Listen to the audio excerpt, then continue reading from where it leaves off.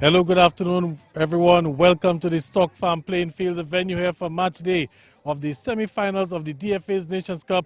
This afternoon, we have Central Cooperative Credit Union Dublanc FC taking on Happy Buffet State in the second semi-final. Yesterday, we saw Surgical Southeast demolishing Promex Harlem United 5-1.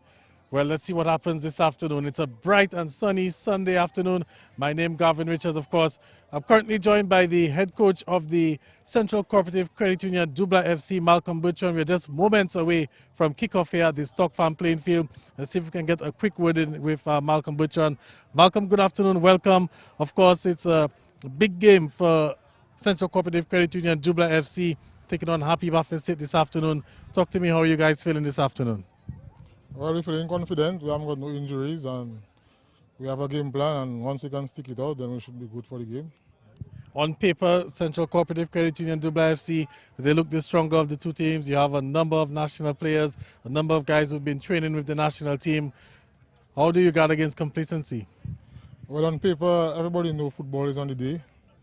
Whatever you have on paper is on paper. If you come on the day and you do not show up, you do not play well, you don't expect to win. So today, we can't be complacent. We know what we have to work hard.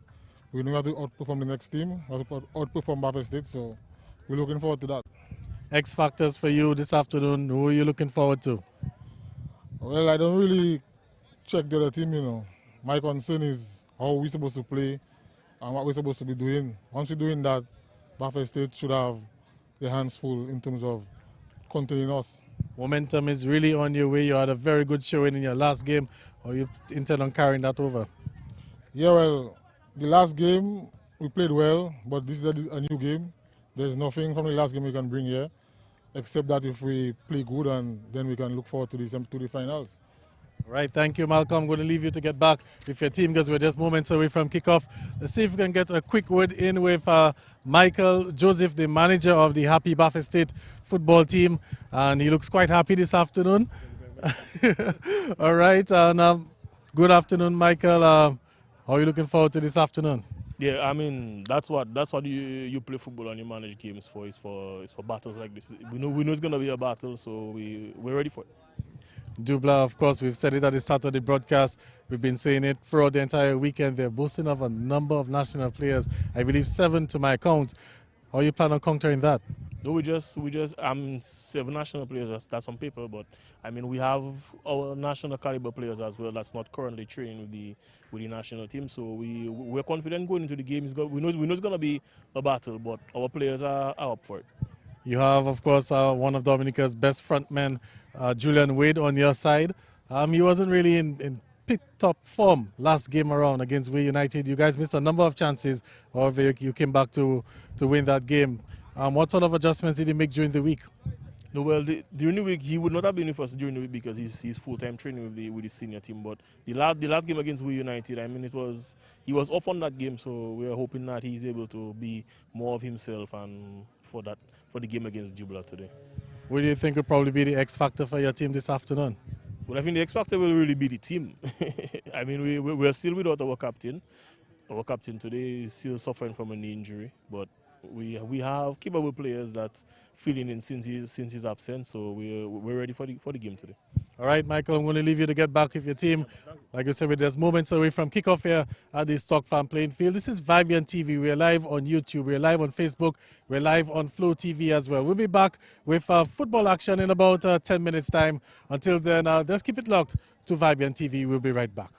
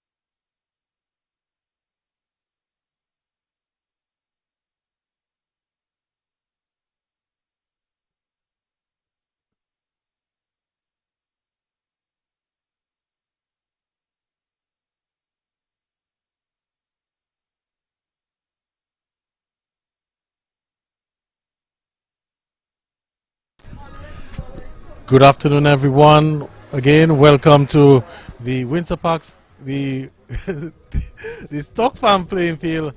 Of course, this is Vibian TV. We're live here at the Stock Farm playing field for match day, the DFA semi-finals between Central Cooperative Credit Union, Dublanc FC, and Happy Buffet State. The second semi-final here, about to get underway in just about 2-3 minutes time. Of course, this is Vibian TV. We're live on Facebook, we're live on YouTube, and we're also live on Flow. And we have a big game on this afternoon. Yesterday, we saw Promex Harlem United going down 5-1 to Sajiko Southeast. Today, we have the defending champions in the Nations Cup, Central Cooperative Credit Union, Dublanc FC, and they're going to be facing Happy Buffet State. We'll just quickly go through the lineups for both teams, as they should be making their way onto the field any moment from now. But the starting 11 for the defending champions, Dublanc FC. In goal, Keegan Honore, Euclid Bertrand. We have Giovanni Xavier, Christian Bernard, Erskine Williams. That makes up the back four. In the midfield, Brian Thomas, who is making his way back from Trinidad and Tobago. Of course, he featured in the Trinidad and Tobago League for the past few seasons, and he's back home with his native club. Also, Chad Bertrand joins him in the midfield, and Myrick Shillingford will be playing the attacking number 10 position. On the starting front three, Ajayi Roy, Travis Joseph, and Shikel St. Marie. That's the starting lineup for the Dublanc team. They're coached by Malcolm Bertrand. Jerry Moranci is the assistant coach, and Lenny Hilton also an assistant coach, with Vincent Chiki Kazemi on the bench as well. The substitutes for the Dublanc team, Felix Ansem, Johansson Bridget, Tristan Shillingford, Irvin Shillingford, Tyrone Vash, Royson Fergus, Lama Irish, Savio Ansem, and Ethan Pierre-Louis. For the Buffet State team now, who are in the semi-finals as well. In goal, Owen Oscar, the reigning goalkeeper of the year. The back line will read John Gregoire, Denzel Dangaben, Elijah Tulo. Well, let's see if we can get this again. In goal starting, we have Owen Oscar. We have John Gregoire, Elijah Tulo, Joel Prince, Eustace Marshall. In the midfield, Derwin Wade, Fitz Jolly, Anderson Lawrence, Anthony Frederick, and Marcellus Bonney. And Julian Wade will be up front on his lonesome. So that's the starting 11 for the Buffet State team. And we also have on the bench Denzel Riley, Nikwan John Lewis, Keniko Sones, Eustace Phillip, Gerard Parker, Dalton Banis, and Denzel Dangaben. So that's the team for the Buffet State, Happy Buffet State squad. They're coached by Colin Bernard, and Michael Joseph is the manager. And we also have on the bench Coulson Benjamin, assistant coach, Cornell Charles, Anik Williams, Davina Jean-Baptiste, and Kelrick Walter. That's these will be on the bench for the Buffet State team. As I speak to you, the two teams just making their way onto the field. Dublanc will be sporting the yellow tops with the blue shorts. Buffet State will be in their traditional blue uniforms. And we're expecting quite a cracker-knacker here this afternoon. As we said at the start of the broadcast, Dublanc boasted of some 7 national players in their lineup.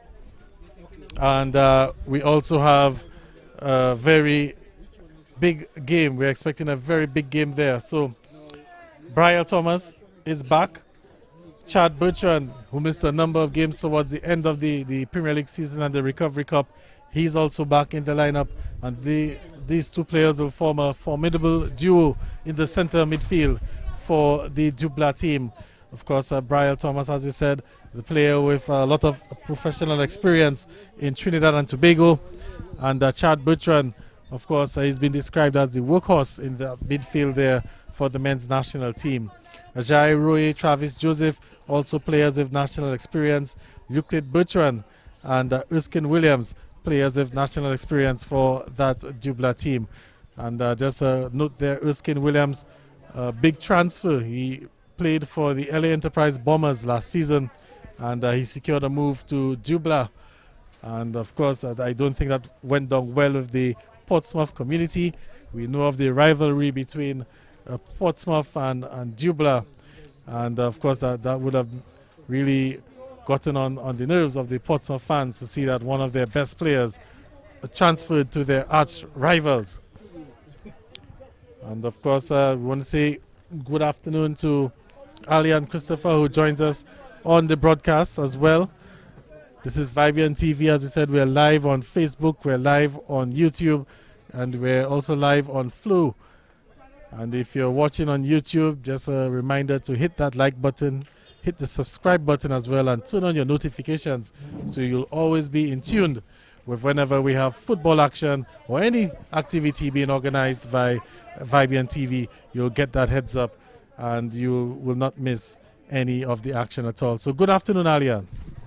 Yeah, good afternoon to all viewers and listeners. It's semi-final action here at the Stockton complex here up in Stockton. It's another afternoon for semi-final action. Central Cooperative Credit Union Dublanc Football Club against Baffin State. And Gavin, as I came in, I only saw the colors blue.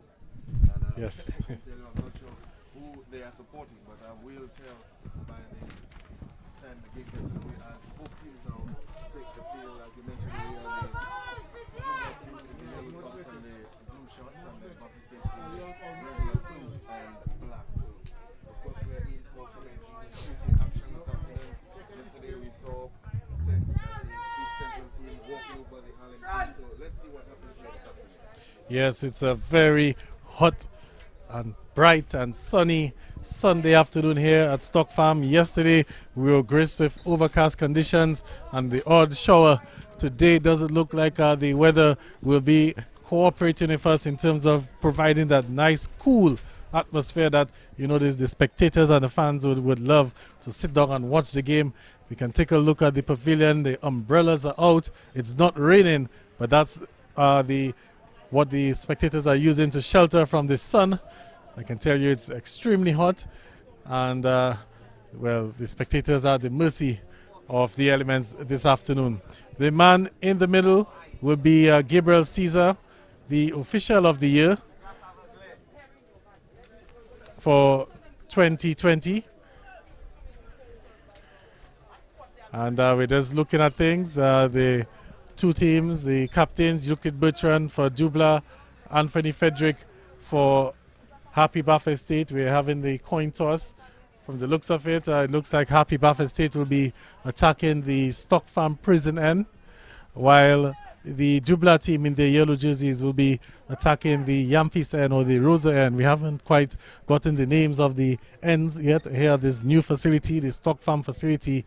So we're just making them up as we go along. So for the purpose of the broadcast, the Stock Farm end, and then we have the Rosa end. And looks like the coin toss, these two teams are now switching ends. So Baffin State will be attacking the Rosa end, while the Dublanc team will be attacking the Stock Farm prison end. So two teams just setting up, Alian. It's going to be a big game. A lot of national players on show. Like we said, 7 of them for the Dublanc team. The Baffin State team, they also have some current and former players as well. The likes of Owen Oscar, a former national goalkeeper. Elijah Tula, former national player as well. Downton Banis, former national players. Eustace Marshall, he's made the national team. And guys like Anthony Frederick and Julian Wade, of course, you can't forget Julian Wade. He's one of Dominica's all-time leading scorers. I believe there's some debate now as it relates to that. It looks like Peter Greenaway may still be the leading goal scorer. It looks like a few goals may have not been counted officially, and that's something that the DFA they're working on. But as it stands, we'll say Julian Wade and Peter Greenaway, the top goal scorers for Dominica, and until we get that sorted out. So it will be Baffin State with the kickoff. The Julian Wade and Anthony Frederick over the ball as we speak, Referee Gabriel Caesar just making sure everything is A-OK. And we're about to have a start here at the Stock Farm playing field. And there's the whistle. We're underway. Bafa State in possession. This is the opening or the second semi-final here of the DFA's Nations Cup. Underway, Bafa State in possession. Well, it's going to be a big afternoon for both teams. Both teams are possessing a number of top players having afternoon, as we see Dublanc already looking to make their way, attack this afternoon. Now Bafa State trying to launch an attack, trying to find Julian Wade up front. We see Julian Wade already going down, calling for the referee, but referee says Gabriel nothing doing, and as we see that pass looking to find the number 11 there for Happy Bafa State. So a quick start already, as we can see. A quick start, and it's going to be an interesting battle there as we have Julian Wade on the attack now. He's being pressured, he's looking for some support. Can't seem to get it, he goes down, there's a collision, and the referee is given a free kick. So Julian Wade doing quite well to hold up that ball. He didn't have much support, but using his experience and able to get that free kick for Bafa State in a very promising position there on the edge of the penalty area. Of course, Bafa State looking to start bright, and of course Julian Wade already letting them know that hey, I'm around. One of the top strikers, like you mentioned, as well, Anthony Frederick over this ball. So it's going to be a big afternoon, Gavin. Of course, the two teams, two powerhouses in our football here. The Dublanc team now with Brian Thomas back in the middle. It's going to be a big afternoon. Well, let's see what Anthony Frederick, what sort of magic he can hook up here. Here comes this one. This one could be trouble. Up go the heads. Cleared there by Dublanc FC. Danger averted for now. Marcellus Bonney looking to shadow that one. And the ball goes out. It will be a throw-in for the Bafa State team. It's going to be an interesting matchup with Julian Wade coming up against the likes of Erskine Williams and Luke Bertrand. You know, two of the best defenders in Dominica. So anyhow you look at it, is not just a big matchup on paper, but a big matchup on the field as well. Let's see who can get the better of what's going on. So it's still Bafa State with it, ball goes out, and it will be another throw-in.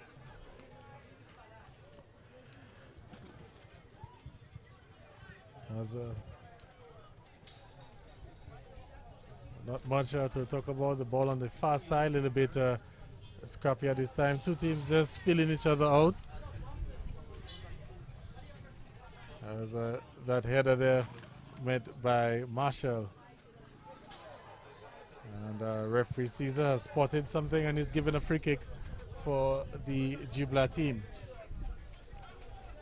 So early stages here in this first half, free kick taken quickly, and there's Marcellus Bonney looking to play Julian Wade in, but that pass there a bit too heavy, and the goalkeeper Keegan Honoré will collect. Takes a long clearance there.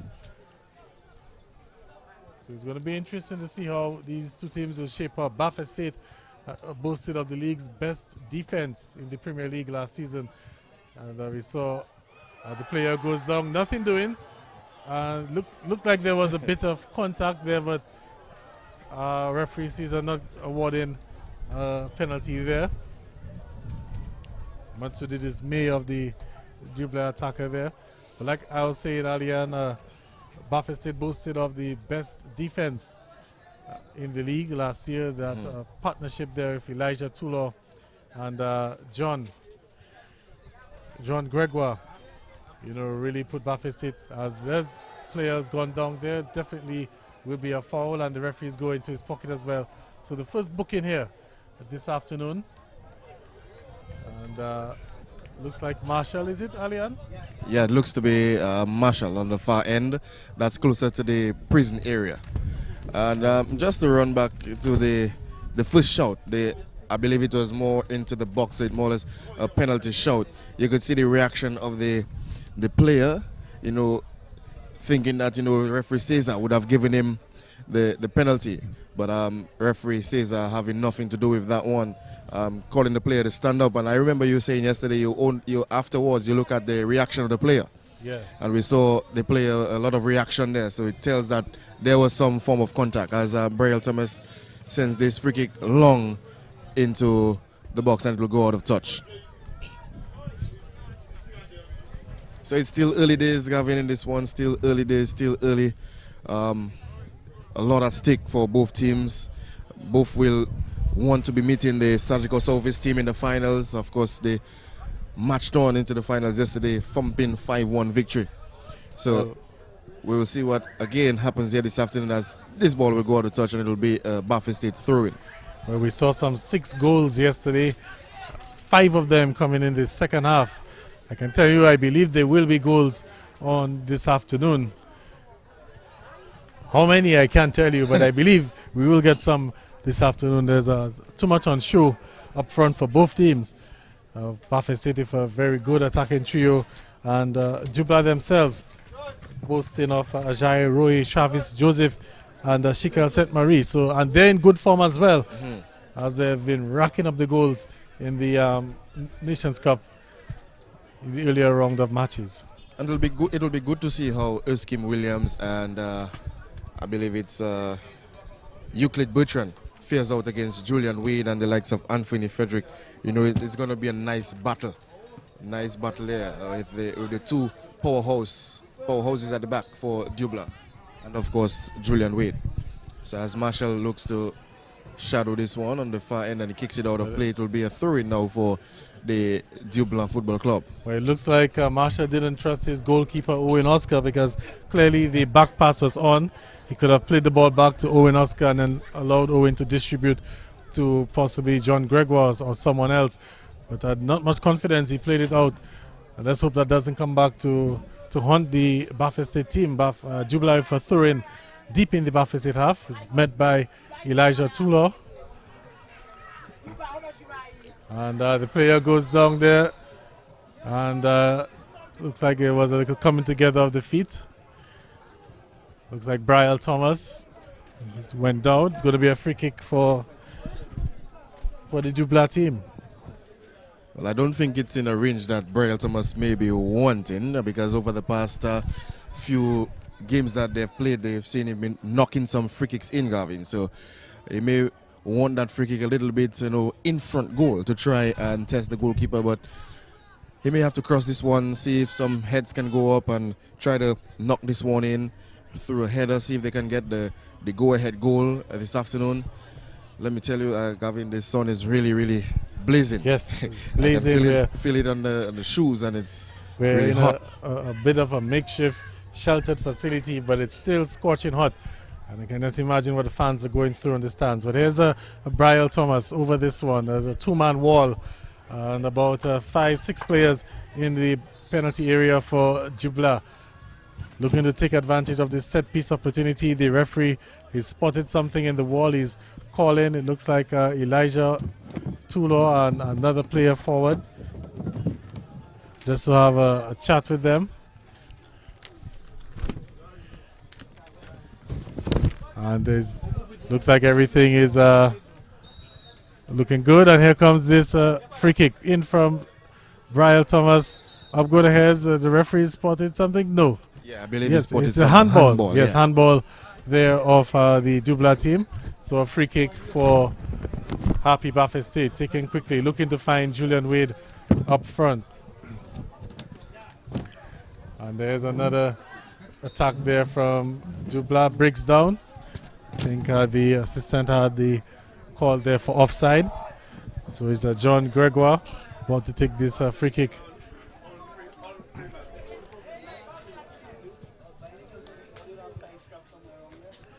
And the header there, this one will go back to the goalkeeper, Keegan Honore. And it takes a long clearance there and headed out by John Gregoire. So the two teams still sort of feeling each other out. We haven't really seen them knocking together a string of passes yet. A lot of aerial balls. Still no shot on goal at the moment, Gavin. Nothing to really shout about, nothing to really talk about so far in the first half. I leave this to a boxing match. One may say the boxers are trading jabs at this point. No one has thrown a haymaker yet. But here's Julian Wade with some space, and he's looking to run forward. He has Fitzjolly with him in support. He does well holding on to it. The player goes down. Fitzjolly's down. Referee says nothing. Playing on, and now he's called back Marcellus Bonney there for an infringement. And now the referee is going to check on the Fitzjolly. Fitzjolly seems to be okay. Referee will be continuing with play. I think maybe Julian Wade could have, played Fitzjolly on a bit earlier. Yeah, I believe so. He did well. He did well, beat this man, but then Fitzjolly was there for support, and I believe he should have just utilized the player, used him, and maybe they could have been on goal, but that chance has gone. It's passed, and now Dublanc in possession in the back in defense. Euclid Bertrand looking to go forward. Darren Wade there still in possession, but the ball back with Dublanc. Brian Thomas with a pass across goal for Chad Bertrand, and there's Travis Joseph with the first shot of the afternoon, and the goalkeeper there, Owen Oscar, fumbles this one, Gavin, and it will go out for a corner kick. Well, it looks like Owen Oscar wasn't quite sure of where exactly that ball was going. It looked to be going out, and Owen Oscar dived in there trying to make a save and couldn't make it save, and parried the ball over for a corner kick. So one may say that was an unforced error there. And Dublanc with another set piece. Let's hope for Buffett State will surely be hoping that they're not made to pay the price for that. I was about to say that. I was about to say, let's hope it doesn't come back to bite them. Here comes another corner kick. Up go the heads there and cleared. Danger averted for now. And Dublanc looking to mount another attack. A good ball played across there and lovely control.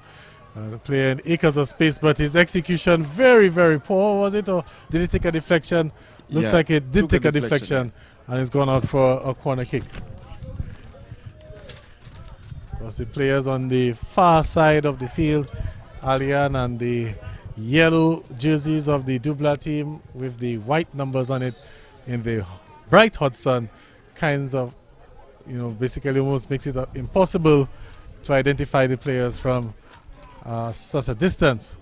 So we hope that our viewers can bear with us whenever the ball is down in the far side, to be a little bit difficult to always identify which player may be on the ball. Yeah, well, that previous corner there was a poor corner taken by the Dublanc team, a very poor one indeed, and in the process Elijah Toulon was fouled. So if you were watching and you saw that infringement, it was because Elijah Toulon of Happy Buffet State was fouled. But here is Darren Wade looking to find the player on the far end. Dublanc now in possession, looking to cross that ball and find some support, but the player now will have it, looking to get some support at the edge, and finds Brielle Thomas. Thomas now finds Chad Bertrand and gets some support there with the number 8. Buffet State, sorry, that's Dublanc, sorry. Looking to just maintain the possession, but stolen away as Julian Wade goes past Euclid Bertrand and will look to fire that shot, and it's well taken there by the goalkeeper, Keegan Honoré. That one straight at the keeper, Gavin. But that was some lovely work from Julian Wade. Lovely bit of dribbling to get past Euclid Bertrand. It's not often that you see players get past Euclid Bertrand, but the goalkeeper, Keegan Honoré, up to the challenge, able to scoop that shot there without even fumbling. Good work there. First attack on goal for Buffett State. They've won another free kick here. Well, it's the first shot on target for the afternoon, and this may be some signs of things to come. The game might just be opening up for the afternoon. So we see Julian Wade going past Euclid Bertrand, firing that shot away, and getting the keeper to get this one straight at him. Keegan Honoré, the man in goal there for the Dublanc squad. And it will be a free kick there for Happy Buffet State, as we see this Marshall setting the ball down, and it will be the free kick there for Happy Buffet State. So So this is the situation here, the Stock Farm playing field. Free kick for Happy Buffet State. Anthony Frederick will take it. It's taken short. Lead off to doing with. Apparently they're looking to pull off something they've probably been working on in the training field, but training ground didn't quite get it done well. There's a tackle there, and Euclid Bertrand, guilty of the offense, brings down Fitzjolly, and Buffet State, they've gotten another free kick. Well, Gavin, the jabs look like they're beginning to calm down, and we're beginning to get a little bit more heavier punches. Yes. So we see both teams looking to now attack. I believe they have done the feeling out process. We filled out each other for the afternoon, and now it's time to get the heavy punches as this one comes in, and Fitzjolly sends it across the goal. Well, that's a lovely save there by Keegan Honoré, and I believe and Darren Wade will fire it again, and it's Keegan Honoré with the double save there, Gavin. Well, Darren Wade there with a shot. He looked like there was a little shove in the back, but not spotted by the referee. But a good work from Keegan Honoré. Also good work there from Jolly, able to get onto that free kick and send it across the goal, dangerously across the face of goal. And that forced Keegan Honoré into a big save. And he got the better of the on-rushing Anderson Lawrence to make that save there. So Buffet State with some chances here. Let's see if they can continue to keep on the pressure. As Dwayne Wade gives it away, and now it's a chance for Brian Thomas. He looks forward, looks to find Travis Joseph. And here's Travis Joseph looking to run at 4 Buffet State defenders, but Chris Jolly coming up with a good tackle and looks to play in Julian Wade. It's a foot race between Julian Wade and Euclid Bertrand and Erskine Williams. Julian Wade looking to take that shot there, and shot deflected, and that one will go out for a throw-in for Buffet State. So Buffet State clearly on the ascendancy here this afternoon. Yeah, clearly they're making it come this afternoon here. Now the player looking to go forward, and it will now go out for a corner kick. Gavin, the pressure is on this afternoon. Dublanc under some pressure. Good work there from Marcellus Boney again. Dublanc scrambling in the back, and I didn't think I would be saying this so early this afternoon with the experience that they have in their back four there with Euclid Bertrand and Erskine Williams. We have Julian Wade and Marcellus Boney causing all sorts of trouble here this afternoon. There's another corner kick. It's time for Happy Buffet State. In it comes. Goalkeeper rushes for it, gets a punch to it, and the ball is with Brian Thomas, but he was infringed by Chris Jolly, and it's going to be a free kick for Dublanc. A chance for Dublanc to just slow things down, look to settle down, and here is Brian again, looking to play that one downfield, looking to find Travis, and intercepted there by Dwayne Wade. Dwayne Wade, of course, the midfielder of the year for 2020. As, that one has gone out for a throw-in. So Dwayne Wade, the midfielder of the year for 2020, Alian. Yeah. And I see him stringing some passes across the field, Gavins, and he's looking to state his name here this afternoon, dominate the midfield, because on the opposing team there's Brielle Thomas, who, if you let him loose this afternoon, of course he will dominate the game and dominate the midfield there. But so far it's all Buffet State at the moment. We've seen for the past 5 minutes they've been mounting the pressure on the Dublanc team as we await this free kick, I believe. So Buffet State have been mounting the pressure on the Dublanc team. Keegan Honoré with some big saves so far. So here comes this free kick. Number of players forward for Dublanc. Comes the kick there, and met on the near post by Buffet State. Good defending there, I believe it was from Joel Prince. And our vision just obscured there. But here comes another attack from Dublanc, and that pass just overhit by Brian Thomas. It will be a throw-in for Happy Buffet State. So again, another appreciative crowd here at this Stock Farm playing field, and very good to see that the DFA, they've put a number of measures in place. As we have this ball coming in there, it will be cleared. Another throw-in. very good to see the DFA putting in the measures in place. Alian, they have the ushers and security at the venue. They are not allowing anyone to come in without a face mask. Yeah. And of course, the hands are being sanitized as well.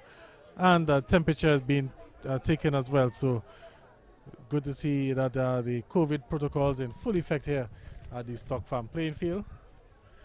As Anthony Frederick on the far side looking to find Julian Wade. Holds up nicely. Gets Chris Jolly looking to play that ball there to Anthony Frederick, but intercepted. And here's Dublanc again with Brian Thomas. And Brian Thomas leaves off Bernard, and there's a good pass there from Travis Joseph. And bit of coming together there on the near side. And the signal is for a corner kick for Dublanc.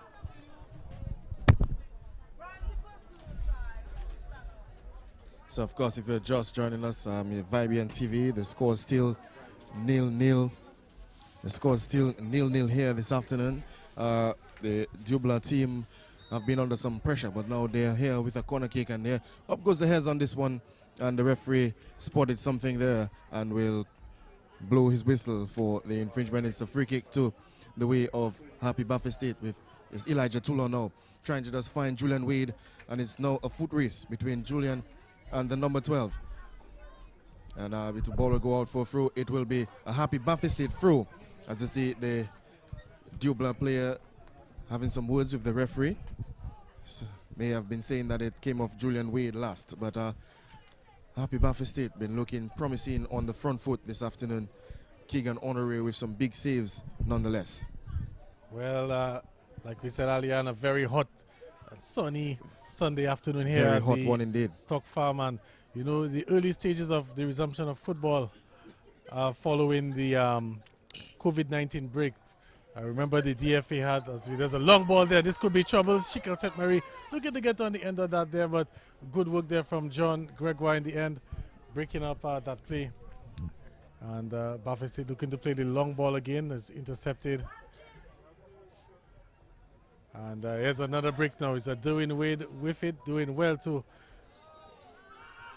beat the players there, but the pass in the end a bit too much. And the ball's gone out for a goal kick. So as I was saying, Alian, you know, during the resumption of football, that looks like a vessel making its way across there. Wow. Anyway, during the resumption of football after the COVID-19 break, remember we had the breaks at the 25 minutes into each half. And that seems to have gone by the wayside now. I'm sure the players would have appreciated that this afternoon, given the conditions here at Stock Farm. But here is Marcellus Bonney again, looking to beat 3 defenders there, but unable to do so. Chad Butchon gets onto it. Ball's gone out for a throw-in. And it will be another throw-in for Dublanc. And Chris Jolly really doing well, and referee spotted something, he's given a foul. So Alian, from the first few minutes of this first half, looks like the Buffett State midfield just outplaying the Dublanc midfield. Just for the first half so far, yeah.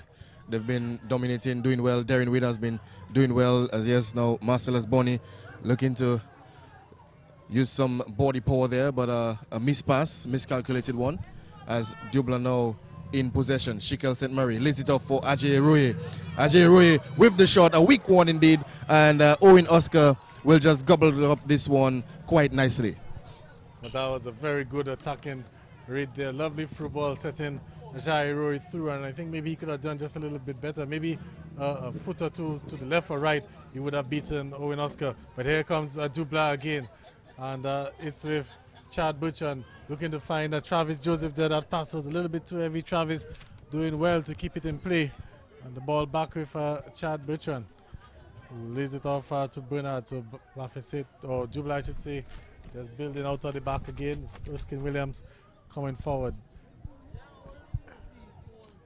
Chad looking to play it in there, and the player will go down. Looks like it's Anthony Frederick. And he's won a free kick for the Buffett State team. Yeah, so we see the Dublanc team looking to come into their own now this afternoon in this match. They've been under some tremendous pressure from the Baffin State team, and of course, as Gavin mentioned earlier, the Baffin State midfield has been dominating so far over the Dublanc midfield. Now here's Marcellus Bonney looking to beat Christophe Gervais with this one, but now Julian Wade trying to go past two defenders and loses out. Brian Thomas with the ball now finds Travis Joseph. Now Brian Thomas, he lays it up for Thomas. Thomas will look to cross it in play, and that's well defended there, but that goes out for a corner kick. So it'll be another corner kick there for the Central Cooperative Credit Union Dublanc Football Club once again. So some good neat play, they're having some good play, but some poor work from the Happy Baffin State team. Most of the players seem to want to dribble their way past the players. I believe you're playing with 11 players on the team for a reason. You have to pass the ball. You have to pass the ball. Sharing is the best way to move forward, as you would say. You can't play greedy, it's a team sport. Yeah. And knocking the ball around always gets you the better results. But there we go again. It's another corner kick, and up go the heads is met by Erskine Williams. The ball up in the air. Owen Oscar going to punch it. Doesn't make much contact, and Erskine Williams taking a shot there. Ball going over, and it will be a goal kick. Of course, Erskine Williams, no stranger to playing up front. He used to be a striker once upon a time, until he's found himself now playing at the back.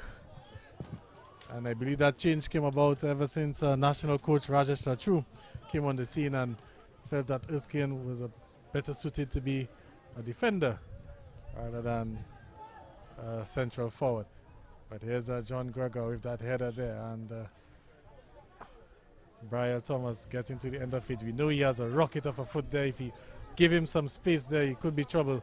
But Fitzjolly making life very difficult for Brian Thomas. There's another tackle there from Elijah Tula. So Baffin State really trying to make things uncomfortable for the Dublanc team.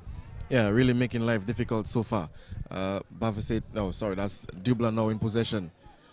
Chad Bertrand will swing it on to the left flank. That's further to the prison end, and the ball coming in for cross. And it's some miscommunication, Gavin.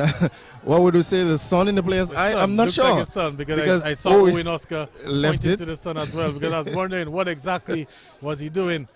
There's a ball there, the collision, oh my gosh, and the player's down. Erskine Williams is clutching his head, and this could be serious, ladies and gentlemen. It's not something I would like to see. The medics immediately rushing onto the field. We could hear the sound all the way from the commentary booth. And Erskine Williams is down. He's moving. He's sitting up, but it's not good, ladies and gentlemen. Yeah, it was a heavy clash between the two players. You could hear the sound all the way from the commentary booth, like you said, but he seems to be okay, Gavin. Erskine seems to be okay. I'm not sure where he got blow, if he's really okay to continue, but he's moving a little gingerly so far. I saw him clutching his head, and he's still clutching his head. He's now stooped over, so he's still a little bit shaken up from that. I'm wondering why he's still on the field, because he was attended to. So by the way, now he's now making his way off the field. So I'm wondering if maybe he's a bit shaken up on the side there, getting some water as well. So Dublanc just down to 10 men for the moment, as Erskine Williams just gets some attention on the sideline. And looks like it'll be Baffin State's possession.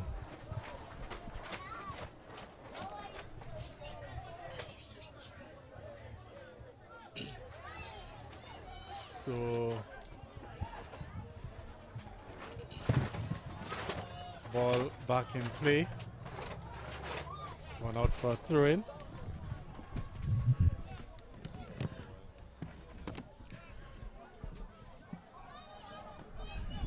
Of course, this is the second game of the Nations Cup semi-finals. Yesterday we saw Surgical Southeast walking over Promex Harlem United 5-1.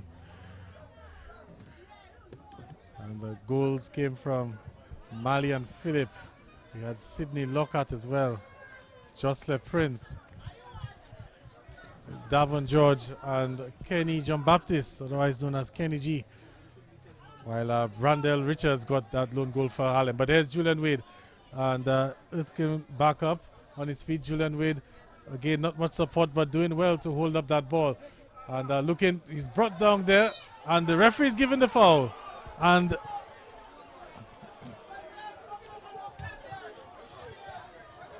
the referee also is going to his pocket. Chad Bertrand will receive a yellow card. I think maybe he gets that card for dissent.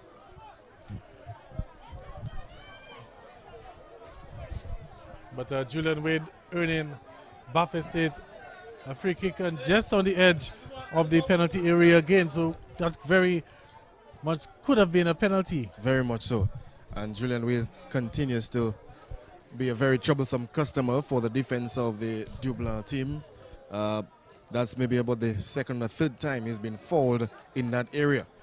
And I believe there might be lots more of that to come if he's going to be that kind of customer this afternoon. With Anthony Frederick standing over this free kick, it's a two-man wall. Keegan Honoré looking to set that wall. There's Braille Thomas coming in to make some cover for the near post. But here's Anthony Frederick, and he tries to go for the near post, Gavin, and that ball will come out all the way. Anthony Frederick will just try to beat his man, and that will now come out for a throw in. It's Baffin State throw. Well, a free kick there from Anthony Frederick, a bit ambitious.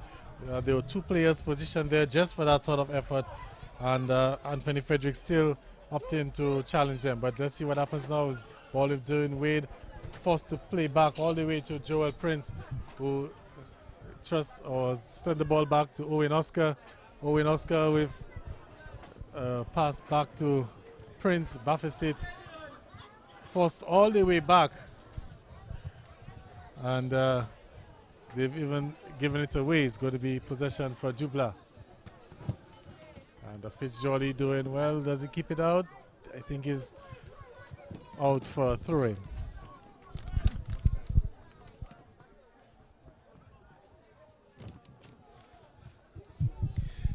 Okay, so we're just 32 minutes into the first half of play. 0-0. Happy Baffin State and the Central Cooperative Credit Union Dublanc. Here comes the shot there, of course. And Euclid Bertrand almost getting the breakthrough there. Sent that ball just a little wide. And it's gone for a goal kick. Well, Gavin, Euclid Bertrand of the acrobatics. So much for a man in his 40s. The oldest man, I would have to say, playing this afternoon on the pitch. Going for the acrobatics, the overhead there. Passing very close. Almost having the opening goal of the match. Baffin State will go for the clearance. It's well met there by Merrick Shillingford.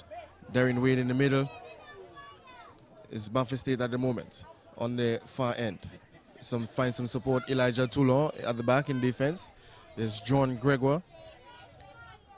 Gregoire looking to find Darren Wade, and Darren Wade will come from an offside position, and it will be now possession to Dublanc Football Club as it takes this one very quickly. He does well to win back the ball. It's now with Anthony Frederick with a careless back heel though, and looking to set Travis Joseph on his way. Joseph with a cross there, and well met by John Gregoire. Here is Erskine Williams, seems to have shaken off that injury there. Caught on that ball there by Julian Wade, but the ball will go out for a throw-in. I don't think it's going to be an easy afternoon for either of the teams, Gavin. I mean, with the powerhouses that they have, the number of the top players that they have on both teams, I don't think it's going to be an easy afternoon. No walk in the park like what we saw yesterday. I don't think it will be a walk in the park at all. As the two teams, well, we saw it yesterday. The first half was very competitive, very close, and just a 1-0. But then the floodgates open in the second half as there's a collision with Erskine Williams and Euclid Bertrand. But he's back up on his feet. And here is Fitzgerald looking to play that ball downfield, but Dublanc player getting a touch on it. Jolly has been very good this afternoon so far, Gavin. Your thoughts on Jolly? I mean, he's been very good. He's been covering a lot of grass on the pitch. He's really been doing a lot of work. He's made his presence felt so far in this game, really providing some defensive cover for that back four for Buffett State, sort of holding midfielder role.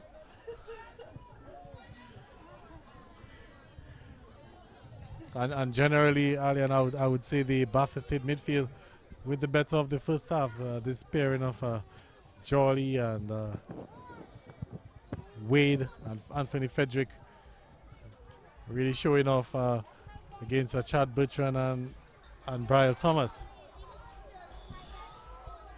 But like we said, it's early days still.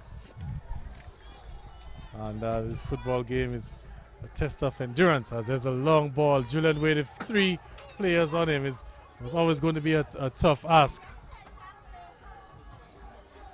But here's Bernard looking to play that ball forward. Pass off the mark to Prince with it. Finds Jolly. Looks to set Marcellus Bonney. And is looking to find Anthony Frederick there with that through ball. Execution didn't quite come out the way that they were planning to. You can see the intent. I mean, they're looking to find the front men, Anthony Frederick and Julian Wade up front there. They're looking to find them and get the ball in as Buffett State will clear from their own defense. Dublanc in possession. Travis Joseph looks to find Chad Bertrand. Travis again in possession. Shrugged off the ball there by Darren Wade. And referee, nothing doing. There's Marcellus Bonney looking to spin away. And that will be a free kick the way of Dublanc Football Club. Marcellus Bonney seems to be in some MMA at the moment. But that's a free kick to the Dublanc team. You can see some. Looks like it's another free kick for Brian Thomas. And chance for Dublanc to get some players forward. Brian Thomas with that free kick, seems to be the free kick specialist for the Dublanc team.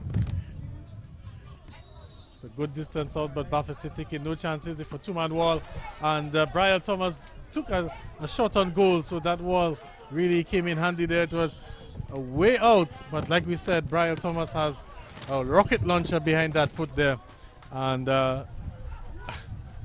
well, Anthony Frederick and the likes paid the price for it in the wall. Yeah, so it'll be a throw into the Dublanc team.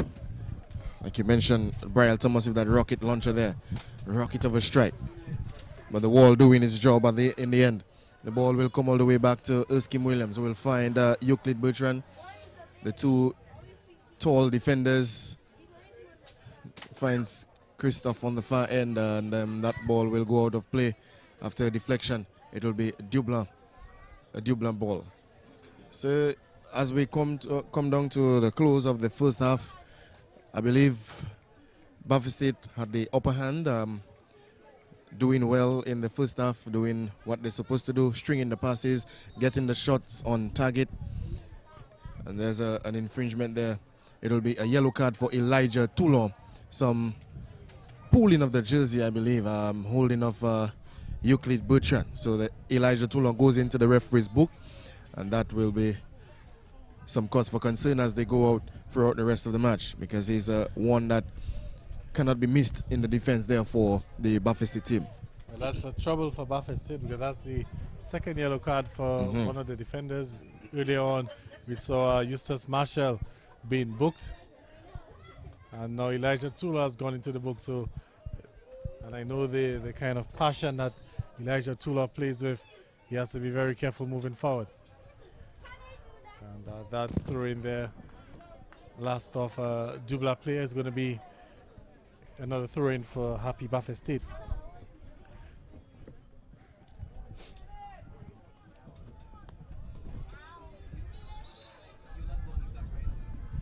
So quite an appreciative crowd here at the Stock Farm playing field. Can even look towards the Roseau end or the Yampis end. There are even people perched on the roofs Reminds me of the old-time days at the Winter Park Stadium. You know, where spectators will find all sorts of viewing points to watch the games. And back in the days when we had the mighty Kensborough and Harlem and Blue Stars and those big games. It's a new era now in Dominica's football. And we have the likes of the Baffin States and the Dublanc. Southeast as well. Pass intercepted by Chris Geordie. That through ball is asking a little bit too much of Marcellus. But Marcellus tracking back nicely. Just applied a little pressure there. And here's Dwayne Wade. Lovely pullback. Puts Brian Thomas on his butt. And is Anthony Frederick there. He's caught by a tackle. The referee saying nothing. Anthony Frederick is still down. Not sure if Baffin State will put that ball out. I don't think they've noticed that he's out.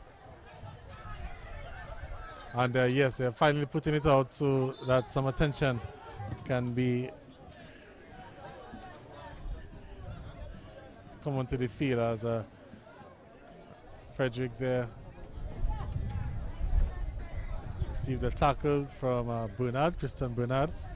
The referee deemed it fair, but Frederick clutching his ankle because he has a history of injury concerns, especially with his ankle. And it's not something that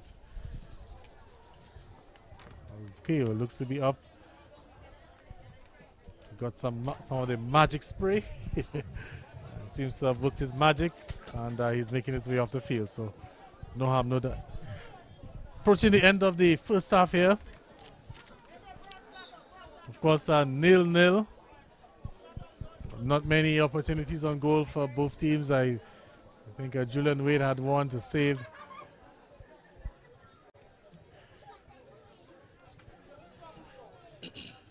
But the two teams, one may say, engage in a battle of chess. And that will be offside. A battle of chess here. Both teams still hesitating to throw the haymakers. But I can clearly tell you in the second half, we won't expect that because you know we're not playing for points. We're playing for a victory. You need a victory to advance to the next round. Lose or go home. As Darren Wade will pick up a loose ball in the middle of the park. Julian Wade will be against Euclid Bertrand, and Julian Wade finding some support with the number 11, and yes, Baffin State on the score sheet. Marcellus Bonney with this one. Some great work there from Julian Wade, and it's happy Baffin State taking the lead just before the halftime break. Wonderful work there from Julian Wade. Marcellus Bonney breaks the deadlock. Well, that was superb football from Baffin State, Allian. We saw Julian Wade getting that ball one-on-one, running at against Euclid Bertrand, using his experience and cutting back in. And then he had Euclid Bertrand out of position at that point in time. And then Marcellus Bonney making a brilliant run from the back. And Julian Wade spotting that and playing an immaculate through ball. And that really set Marcellus Bonney on his way. There was nothing much the goalkeeper could do. And Marcellus Bonney finishing with confidence and getting that goal. 1-0 to Happy Baffin State here at the Stock Farm playing field. Gavin, I can say the Twin Tower defense split open this afternoon. Quite right, Alian. Yeah. And, you know, given the experience of Euclid Bertrand and Erskine Williams, they were caught out of position. Yeah. And Dublanc out of shape there with the ball given away in the midfield. And Julian Wade really made them punish, or really made them pay, I should say, for that. It's always difficult when you have players running at you with the ball. And Julian Wade, one of the best at it in Dominica's football. Yeah, some great work, I'd have to say that. Some good work, and unleashes the young Marcellus Bonney, who slotted this one home cool and composed. Baffin State with the 1-0 advantage heading into the first half. So it will be Baffin State again in possession. There's a throw coming in. And the players now will look to get this one as Anderson Lawrence looking to just dribble his way into the box. And Anderson still in possession. Anthony Frederick looks to cross the ball. Looks to still find Marcellus Bonney, but this one will be cleared away by Erskine Williams. Marshall in possession. Anthony Frederick And Funny will now track back and find Elijah Toulon. Elijah now looking to find Darren Wade. Darren looking to go past Euclid Bertrand, and of course that one will be sent on to the fence down on the far end. Well, Baffin State with their tails up now. As we saw yesterday when Southeast got that first goal, the momentum sort of shifted, and we're seeing it again this afternoon. And Baffin State now in the ascendancy. Dublanc, how will they respond to this? As here comes another ball into the box, and this could be trouble. Keegan Honoré coming forward, collects cleanly, and looking to just slow things down a little bit, and plays that ball forward. John Gregoire will deal with it, plays it out into touch, and to be a throw-in for the Dublanc team.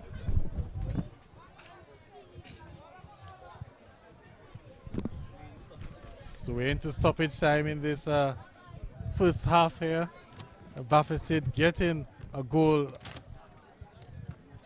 just a few minutes ago. There's a player down, John Gregoire. The referee spotted a foul, he's going to give it as well. So moment of magic from Julian Wade and Marcellus Bonney. And that has put Baffin State in front 1-0. Of course, Bonney, one of the players on the men's national team preparing for the World Cup qualifiers next month. And like we said yesterday, the national team in full-time training. And we can see the difference with the output from the national players in the league games compared to the rest of the guys. The benefit of the full-time training, and they train in the morning, they train in the afternoon, they have film sessions during the course of the day. Last week they were engaged in some community outreach programs, visited a number of schools and along the likes. So the national pilot program for the national players in full effect, and we're seeing results immediately on the field of play. Marcellus Bonney and Julian Wade really combining there. It's a free kick for Happy Baffin State into stoppage time. This maybe could be the last action here in the first half. Up go the heads, met by Briel, and the ball will go out. It'll be a throw-in. Baffin State in no real rush. As Marcellus Bonney, the goal scorer there, will leave the ball for Fitzjolly. They're no real rush. They'll be looking to head into that halftime break with their comfortable one-goal lead. You can see the referee just having a quick glance at the watch. So definitely this will be the final action for the first half. As Marcellus Bonney with it is being pressured. Ball falls to Julian Wade. Julian Wade goes down. Nothing doing, says the referee. Looked like there was a bit of coming together off the feet, but Gabriel Caesar on top of the action say get up to Julian Wade. And here's Dublanc now looking to see if they can launch a final counter here in this first half. And the ball back with Brian Thomas. So the Dublanc midfield a bit quiet here this afternoon. Outplayed so far in the first 45 minutes. And that ball will go out for a throw-in for the Dublanc team. Well, this has been all Baffin State for the afternoon. They've been mounting the pressure, Gavin, since they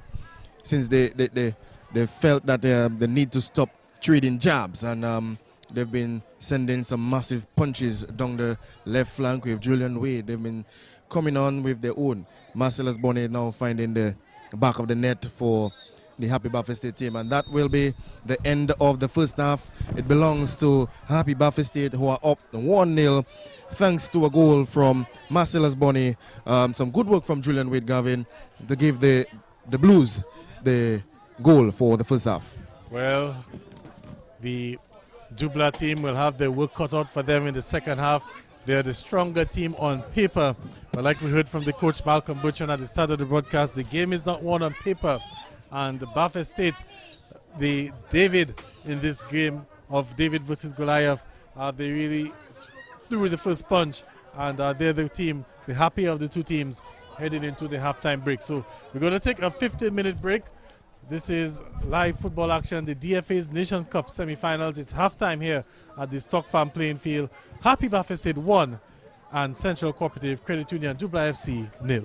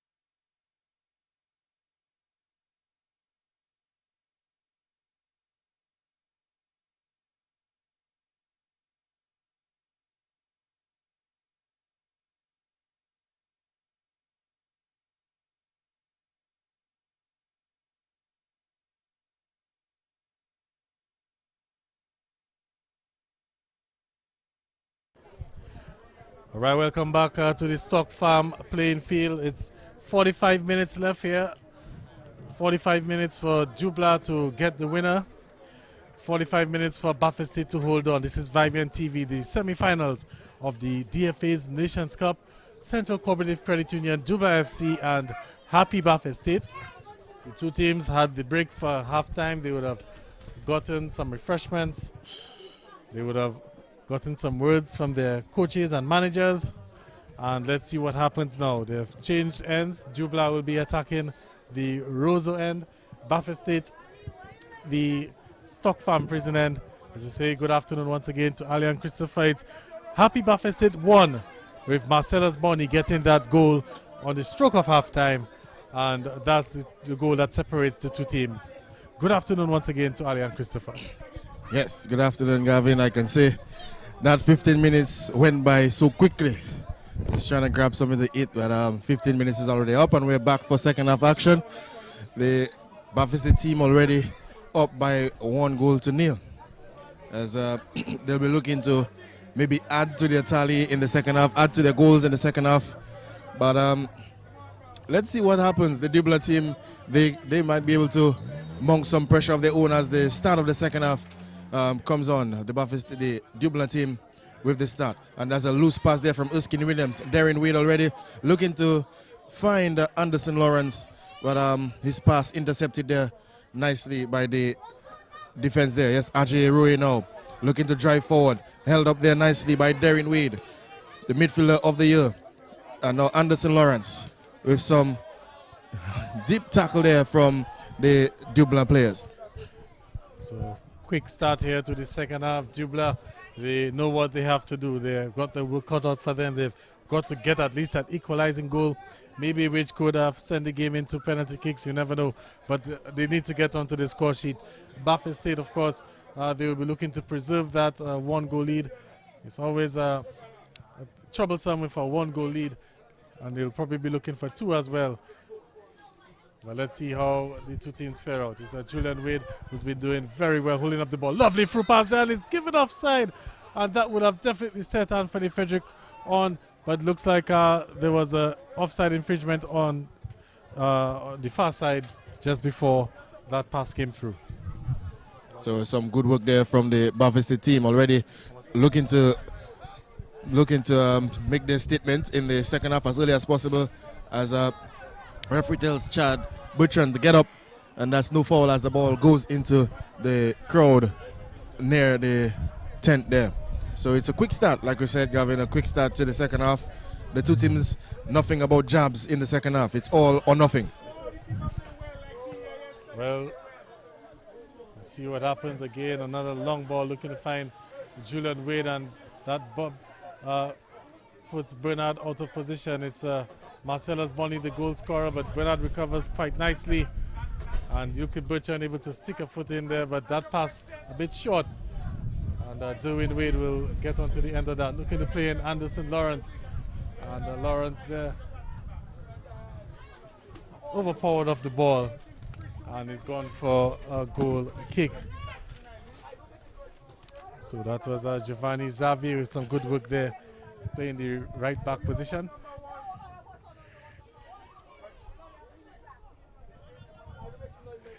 And ball will go for a throw-in. Of course, in this lovely world of sports, lots of things to talk about this afternoon, Alian. Apart from the football, we saw the historic performance from the West Indies team really this morning to beat Bangladesh. They got 395. That's one of the highest totals to win a game. And they did so with a double century from Kyle Mayers on debut.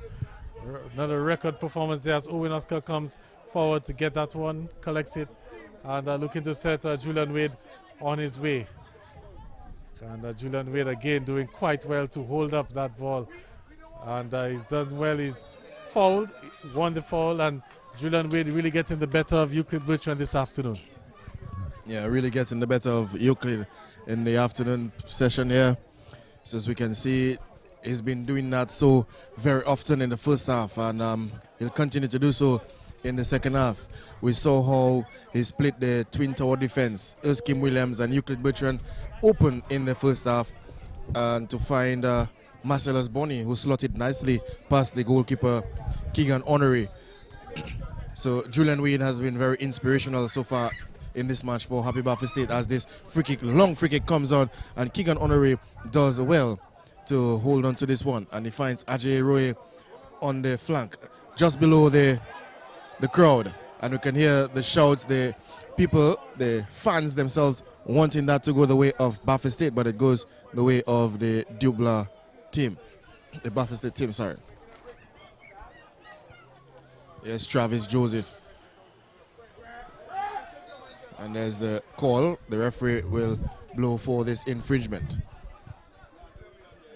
So free kick for Dublanc. Chance for them to get some bodies forward. Chad Bertrand takes it quickly. Looking to find Brian Thomas. And Brian Thomas again. Bath State taking no chances. They got him covered pretty well. And I believe they've won a corner kick, is it? Yes, it's going to be a corner kick for the Dublanc team. And we mentioned the West Indies with that historic performance last night.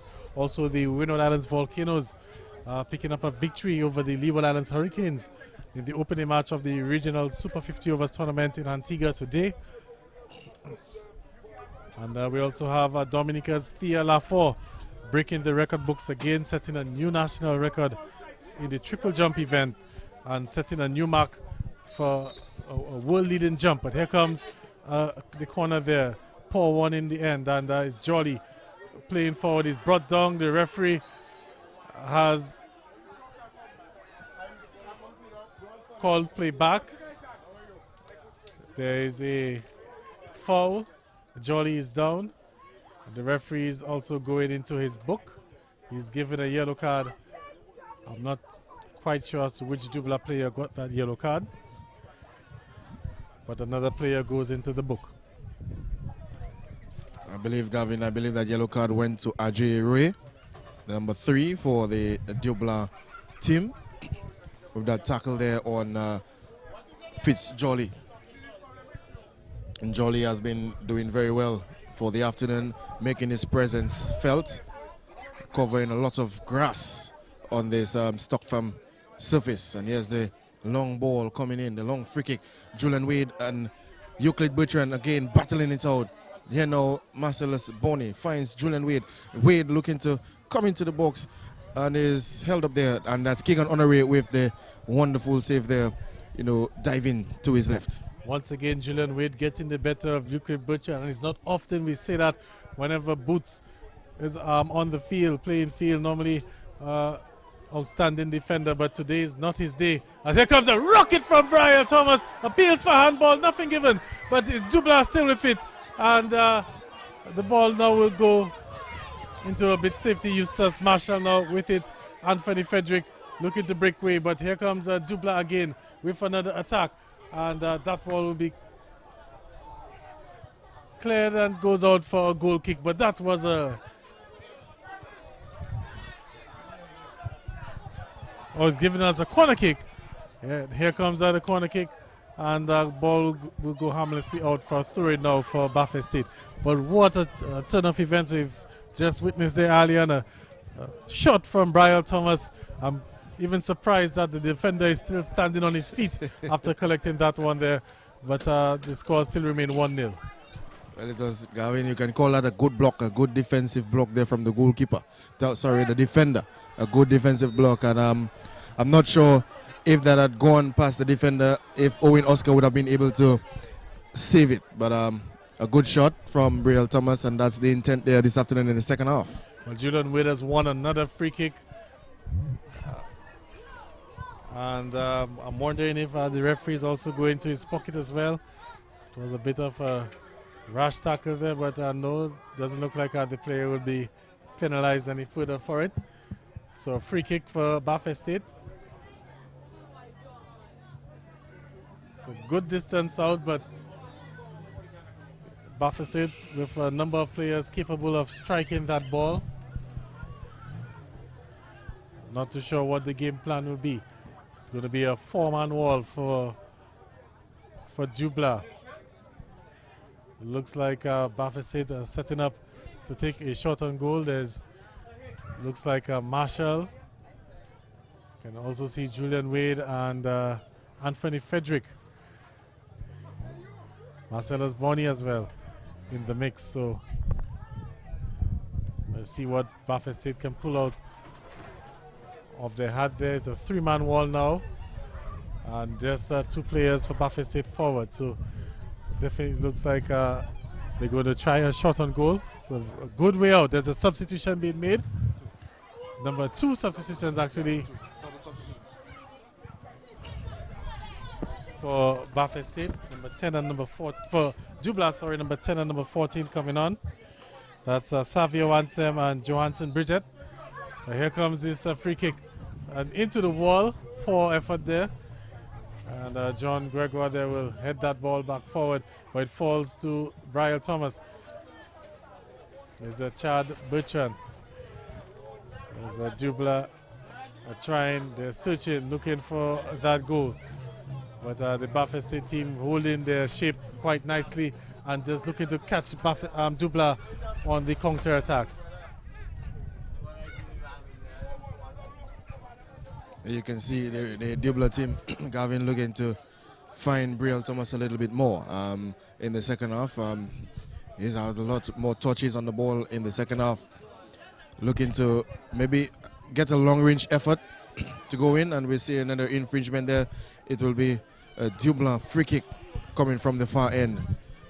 We can see the urgency from the Dublanc team because they know they're a goal down and they know that they need to get onto the score sheet to get themselves back into this matchup. Number of players forward, I think I can count about six of them in the penalty area. 6 of them in the penalty area, and a 2-man wall for Happy Buffett State. Let's see what Dublanc can do. Can they make the most out of it? Ball into the box. Could be trouble. Up good heads. Up over the bar. Just over the bar. It's given us a goal kick. So it looks like was that Euclid Butcher who got onto the end of that, or Erskine Williams? I think it's Brielle. Oh, okay. Brielle Thomas actually got onto the end of that one. Just going over bar. And it'll be a goal kick for Happy Buffett State. Because we are battling the elements here at the Stock Farm playing field. The sun setting. And towards the west there. And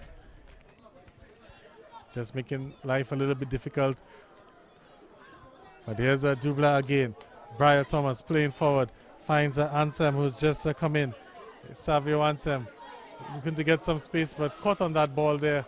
And Derwin Wade able to looking to set Anderson Lawrence on his way. The flag stays down. He's looking Bertrand getting some body onto him and breaking up that play there.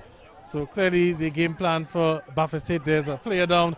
It's Elijah Tulaw is down, and the referee is signaling play on, but Buffett State with the 10 men at the moment, as Elijah Tulaw is down, doesn't look like he's able to continue.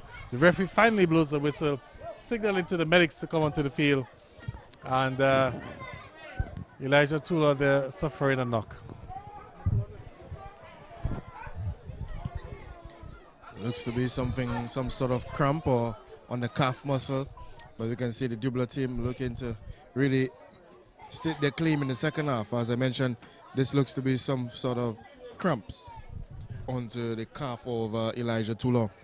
And of course, Gavin, we know that if Elijah Tulaw has to be substituted here, it'll be a huge blow in the defense for the Buffett State team. But it looks okay. It looks like he can continue, as they will go off the field for some more treatment. Well, he looks like he got a knock, and once again, the medic with the magic spray. Magic spray really seemed to work its magic. I'll get back to that point there in a little while, because we have a corner kick coming in, and up go the heads, and was the signal? Looks like it's going to be... Well, the ball actually didn't go out. So that's just to show you how difficult it is to see as we're battling with the sun on that side of the field. But here's another good through ball there, but a bit too much on it in the end. Dublanc will kick it out of play, and it will be a throw-in for Baffin State. So Elijah Tula still getting attention there on the sideline. Looks like seems to be in a bit of pain there. Looks like at the calf area. And he's getting some more of that magic spray. Baffin State temporarily down to 10 men. Maybe something Coach Colin Bernard will have to look at. But there's an opportunity now. Anthony Frederick does well, gets past one. He's stumbling, stays on his feet. And that ball will go out for a corner kick. So Dublanc scrambling there in defense. And Baffin State within a corner kick. Well, Baffin State surely want to add to their tally. They surely want to add a second goal there this afternoon. Elijah Tula still receiving some treatment just below the commentary booth. And you can hear the shouts on the field. The players really want Elijah Tula back onto the field. That's how much of a big blow it will be if he has to go off. But it will be another corner, a Baffin State corner. Here, the corner kick now taken. Anthony Frederick in the corner. And this one that's cleared just in front of the post is now Fitz Jolly. Jolly in some, held up there by two players. And just my vision a little bit. And now the Dublanc team will come forward. Looks to find Savio Ansem.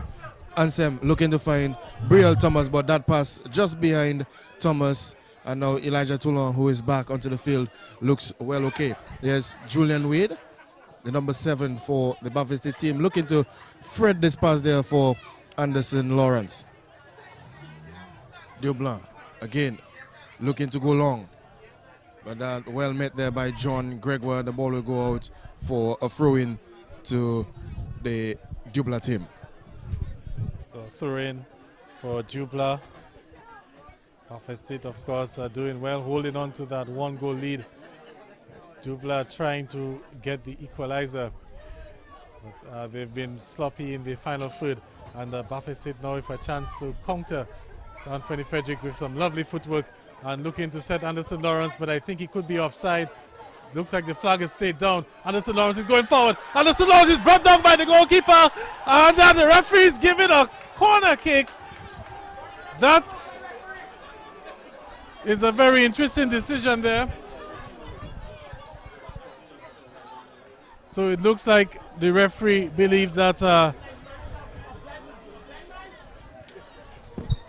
looks like the referee deemed the challenge by Keegan Honoré as a fair one and is given a corner kick. We can see that the Baffin State players not in at all agreement with that decision.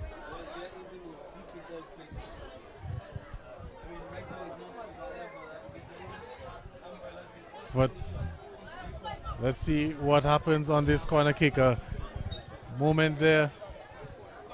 Maybe if the VAR will probably review that one, maybe we could see a different decision. But as it stands, it's a corner kick. And here comes that corner. Poor one in the end. Doesn't get past the first defender.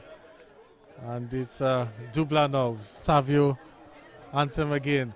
Looking to find Travis, but a good work there from Elijah Tula. That was actually Shikel St. Marie looking to find Shikel St. Marie. And Chad Butcher on that touch letting him down. It's Julian Wade now looking to get past Lukin Butcher once again, but Erskine Williams able to get a touch onto that. And Elijah Tula there with some good work, winning a throw-in for Baffin State. So 1-0 to Baffin State, ball back to Eustace Marshall. And again, Julian Wade doing quite well. Look at how he's able to hold up that ball and winning again another free kick. And of course, Gavin, it seems that Julian Wade is winning the battle between himself and Euclid Bertrand. Of course, they've been going at it for the entire afternoon, and Julian Wade seems to be coming up the stronger of the two so far. But this free kick will be taken. Elijah Toulon over this one. There's Anthony Frederick with support, and Elijah Toulon goes long. The ball well met there. The ball now with the Dublanc team, looking to find the player on the far end. It's now a tussle there in the middle. Possession, Dublanc. Chad Bertrand in the middle. It's now Chad looking to send it back into the middle.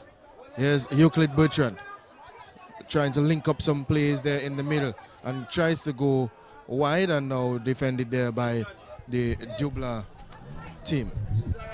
The ball's gone out for a throw-in, taken quickly. Once again, Dublanc looking to get things growing. There's a ball into the box. Bit of confusion there, but danger averted, but he's not too far.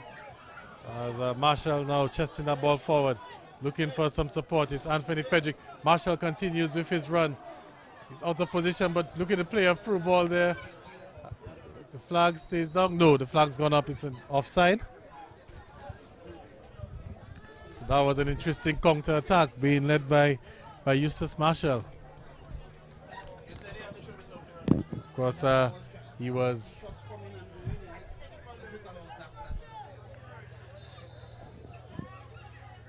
ball is rolling, referee calling it back. Of course, like we said, we're battling the elements here. The Stock Farm playing field is not ideal for the camera work with the sun in the background, but we have to make do with what we have. As hopefully in the near future we will have some improvements on to the facilities here in Stock Farm. The lighting project is underway. We heard recently some concerns with the DFA and the contractor over that should have been completed already. There's some setbacks with the lighting aspect to the Stock Farm facility, and one or two other amenities to be added to this facility. But there's a ball played forward to Marcellus Bonney. Is a bit too heavy on that pass, gone out for another goal kick.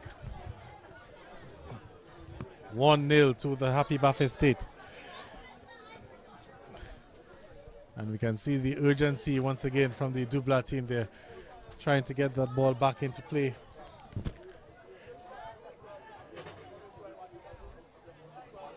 And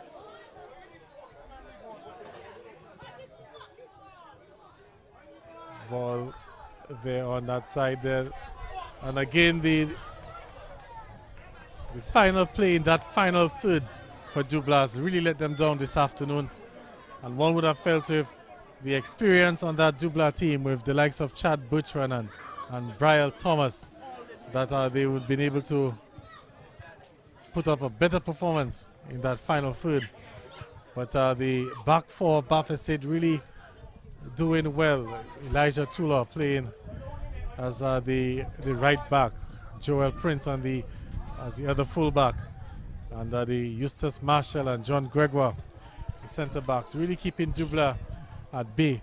And I've noticed earlier on that Buffet State, they're committed to that defensive scheme. We've not seen too many overlapping runs with Elijah Tula and Joel Prince. They're pretty much playing a flat back four. And they've been doing very well this afternoon, containing the forward movements of the Dublanc team. Now here Dublanc looking to go forward again. John Gregoire will just send this one out, and it will be a throw-in once again. Dublanc looking to get that ball in quickly. It's Ajay Roy on the far side, and that's a foul infringement there. The referee will just blow for this one. It will be a free kick to the Dublanc team. And of course, we want to tell you that this broadcast sponsored by Flo. Say good afternoon to Fedina Frampton. Of course, Flo making it possible, sponsoring our broadcast this afternoon. Here comes another free kick there. Could be trouble. Up go the heads there, and the signal is going to be for a corner. I can tell you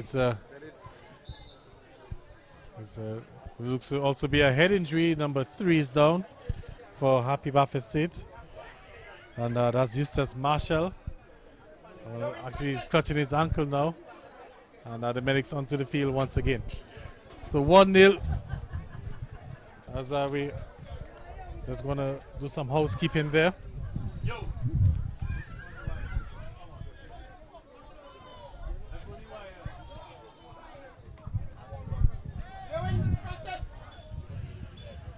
And there's been signals there for substitution. Doesn't look like Eustace Marshall will be able to continue. So that's going to be a setback for the Baffin State team. Eustace Marshall and John Gregoire had a very good partnership there with the centre backs, and now they're going to have to make a change. And it's going to be interesting to see how Colin Bernard responds to that. Will he shift Elijah Tulo to the centre back position and probably bring in someone as a fullback, or will he then go to the bench and bring in the likes of Dalton Banis, who's a former national player, he's a central defender. We're not too sure as to who's coming on.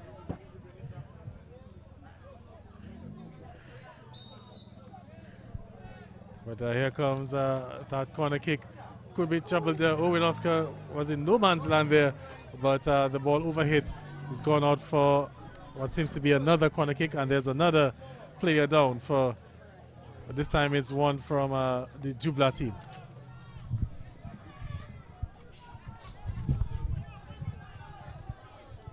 Yeah, well, Dublanc really need to get a goal this afternoon if they are to send this game into penalty kicks or some sort. Of course, they've been knocking on the doors. They've been knocking on the doors of the Baffin State team here for the afternoon. But so far, the Baffin State team defending like their lives depends on it. And here's this corner kick comes in. Up goes the heads again. And this one will be over the bar, way over the bar. And the ball will now go for a goal kick as, of course, we continue to struggle with the glare, the sun, coming out from the seaside. And the scores remain 1-0 in favor of Happy Baffin State. Of course, Marcellus Bonney in the first half going and getting that goal, that all-important goal there so far. And here's the long goal kick.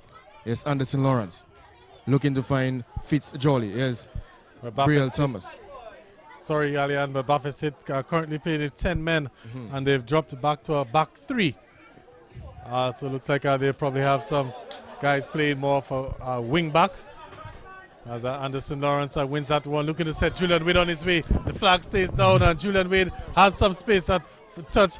They're looking to cut back in, looks to set Anthony Frederick, and blocked there by Erskine Williams. And Dublanc, they survived that counter attack. So for the moment, Baffin State still have 10 men, and here's the ball now being played. Travis Joseph, but Elijah Tulo up to the challenge, doing well, and that ball will be a corner kick. So Baffin State making quick adjustments there, playing with a back three. As Marshall seems to be up and about now and could get his way back onto the field in a short while. As he's signaling to the linesman that he's ready to come back on. So once again, the magic spray working in magic. Here comes this one, up go the heads, and another effort there, going over bar, and a goal kick for the Dublanc team. And battle in the sun there. I could just see it was a yellow jersey, but I couldn't tell you who took that effort there. As we're battling the sun here at the Stock Farm facility. Well, it's some tough conditions. I mean, you have the rain, you have the sun.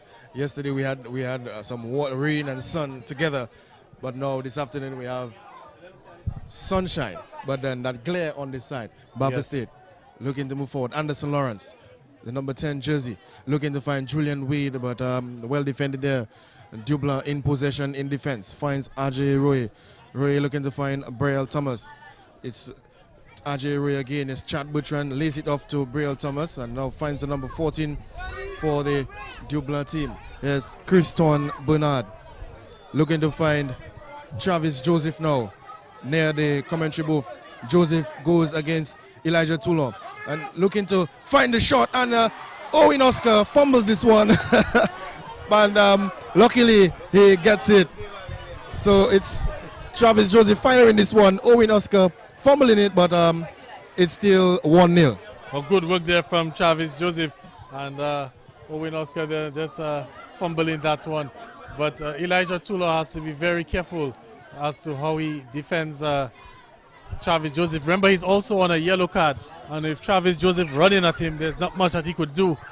and Travis got that little bit of space and was able to get that shot off. Luckily for Buffett State, Owen Oscar was able to make a save, although he fumbled with it. Seems to be a substitution taking place.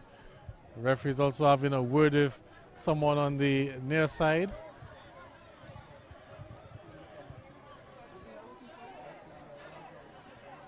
I believe number 16 is coming on for Buffett State. That's Eustace Phillip. Well, it seems, Gavin, to be something to do with the coach of Buffett State, I believe, Colin Bernard. So that's to do with the referee having to give him a little caution on the sideline. Well, we know Gabriel Caesar is no referee, doesn't fool around, is the official of the year.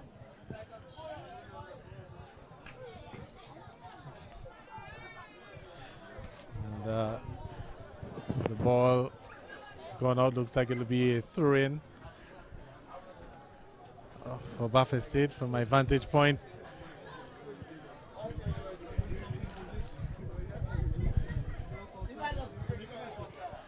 But here, have a little lull in play. It is Buffett State 1, Dublanc 0. As it stands, it will be Buffett State and Southeast in the finals of the Nations Cup. And but can Dublanc change the story? And speaking of Southeast, Gavin, I've seen some of the. Speaking of the Southeast team, I've seen some of the players, the Southeast players, and some who were on the squash sheet yesterday. And here's this acrobatic kind of a shot looking to come in there. I believe this Marcellus Bonney.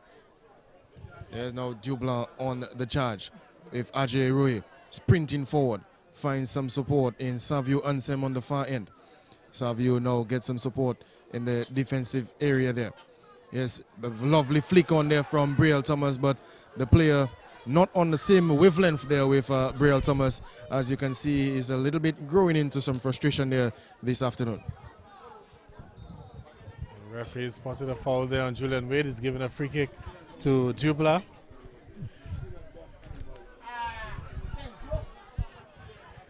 And Dublanc, they've given the ball away, and Buffett State looking to break forward. The ball is with Phillip, who's just come in, looking to keep it in play. He's running at the Dublanc defender, gets past him, skips past him, looks to get in across, takes a deflection, and he's won a corner kick for happy Buffett State. So a chance for Buffett State to run down the clock just a little more, maybe even get a cushion there with a second goal. But from the looks of it, they don't seem to be pushing many players forward. Looks like they're going to just see, well, some more players are just inching their way into the half there, but Buffett State there with a back four, they're not crossing that line, so they're quite happy to more or less park the bus, catch. I do that one there was a threatening, but again, Buffett State well set up there for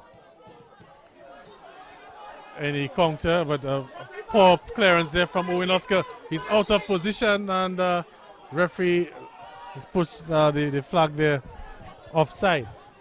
Yeah, is the call.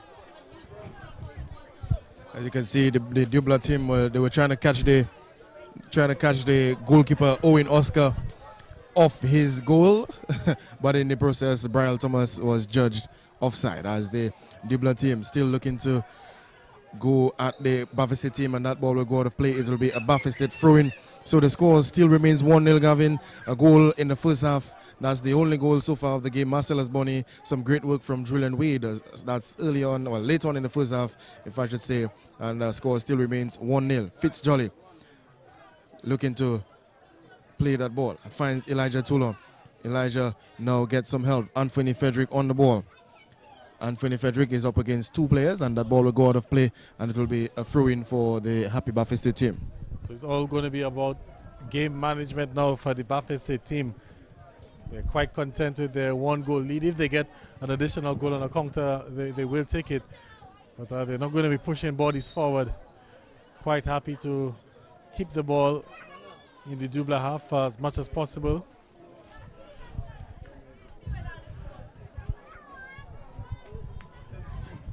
as we have 11 minutes and stoppage time to go.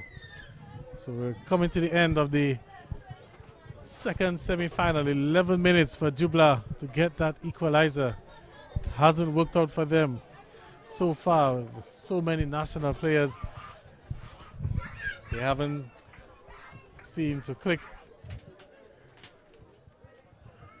And it's happy Buffet State with the advantage.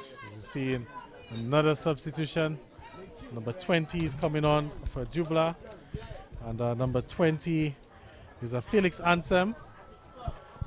Felix Ansem, of course, one of the standout players last season for the Dublanc team. But with the return of so many of the senior players, he's been forced to the bench. Let's see what difference can he make. As immediately he's onto the ball, and the ball overhit there. Looking to find Savio Ansem. It's gone out for a throw-in. So as it stands, we will have a new champion in the Nations Cup. Dublanc, the defending Nations Cup champions. It's been a while since we've had that tournament, but they are the cup holders. And ball there in the midfield. Chad Bertrand, a quiet game for him by his standards. And it's Buffet State again looking to go forward. Marcellus Bonney, last came off him. It's going to be a throw-in for the Dublanc team.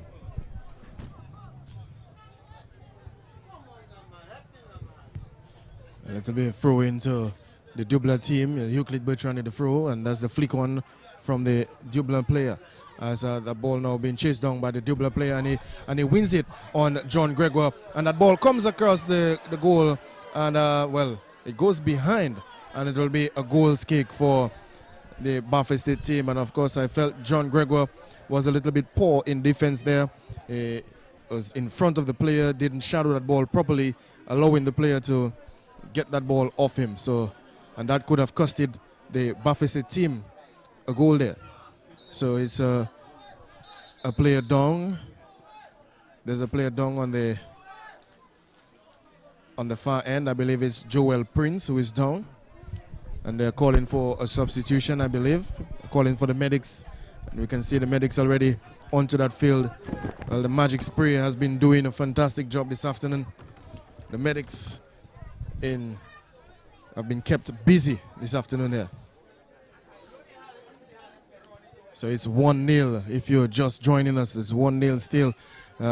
Happy Buffet State, the only goal of the match. That's Marcellus Bonney, so it's still 1-0.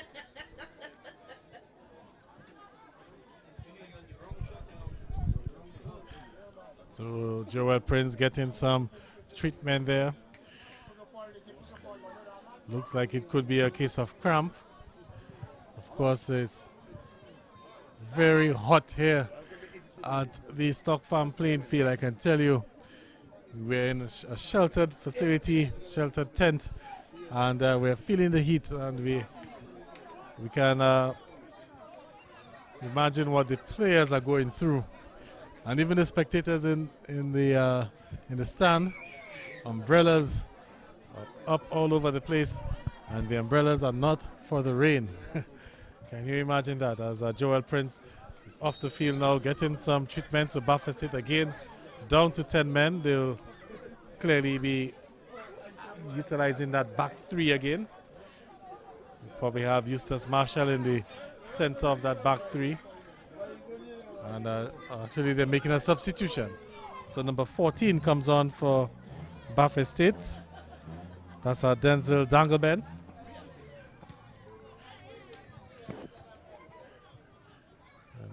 Eustace Phillip there trying to apply some pressure. He does well. He wins back the ball. It looks so set. Marcelo, all I thought was Jolly, and a good save in the end.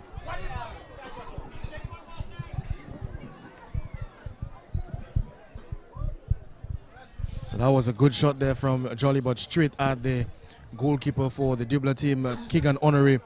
doing pretty well this afternoon. I mean, a couple of big saves this afternoon. There are a couple of big saves from Keegan Honoré, and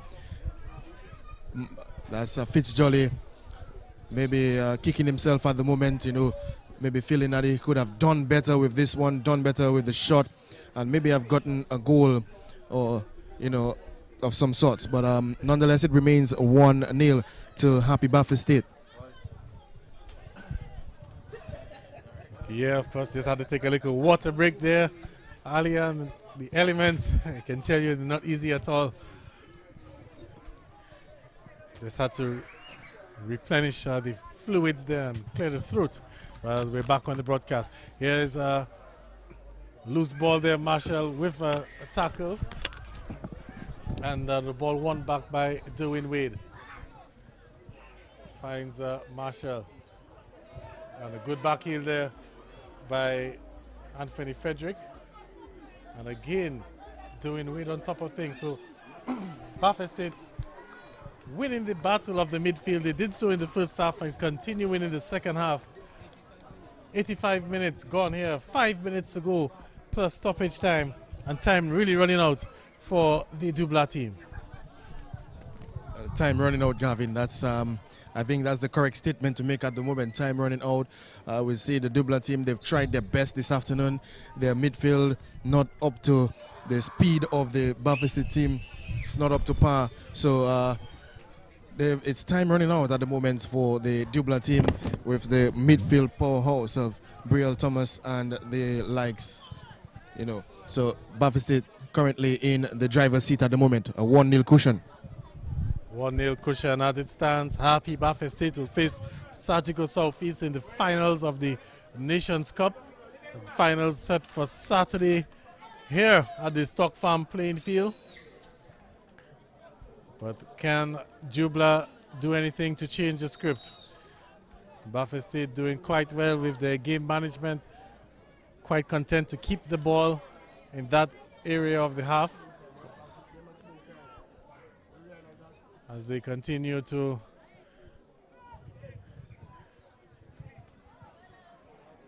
see Dublanc now just getting that little breakthrough. The player's gone down, foul there by Dangleben, who's just coming. Free kick taken a little bit too quickly, and the referee deciding that they're going to have to retake it.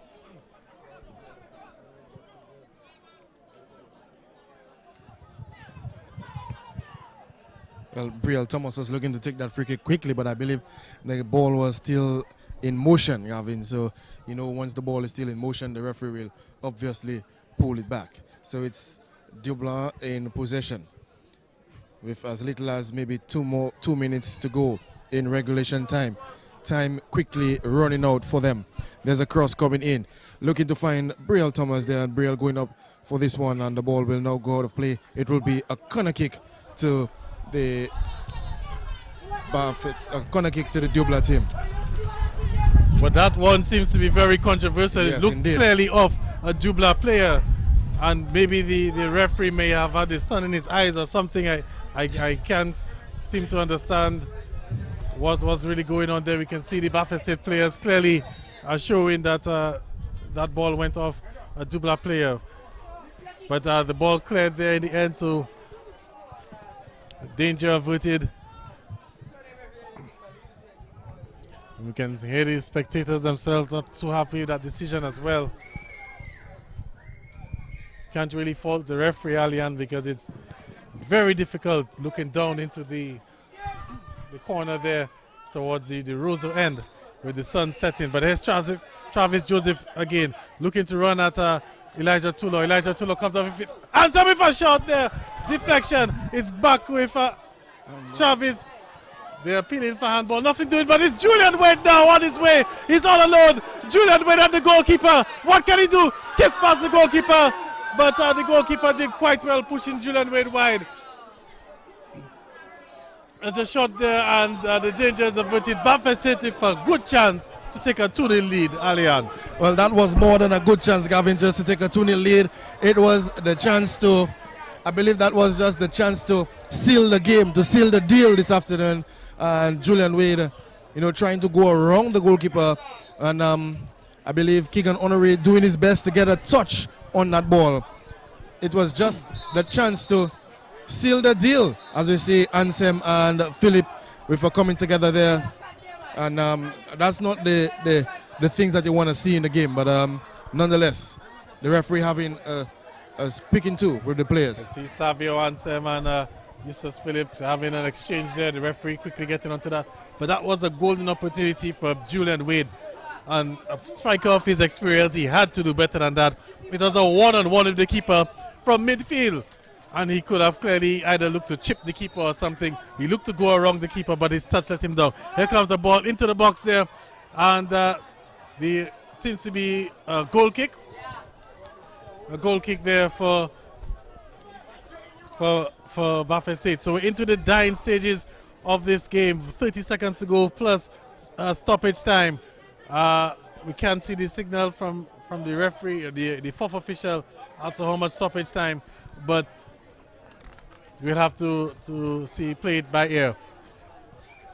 Julian Wade missing the golden opportunity, like you said. I believe that was the chance to put the icing on the cake of a 2-0 advantage. And here now, Philip on the run with a lovely pass. And Philip going for Gavin. I believe that's a spectacular. He goes for Anyas. Fitzjolly looking to just latch onto this one, and it will go out for a goal kick.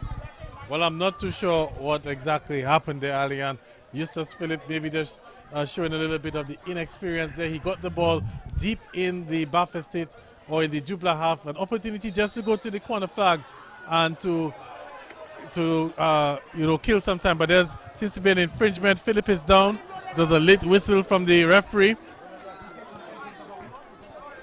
A late whistle from the referee. Let's see what the decision is. What exactly is the decision there? Eustace Philip on the end of that challenge there.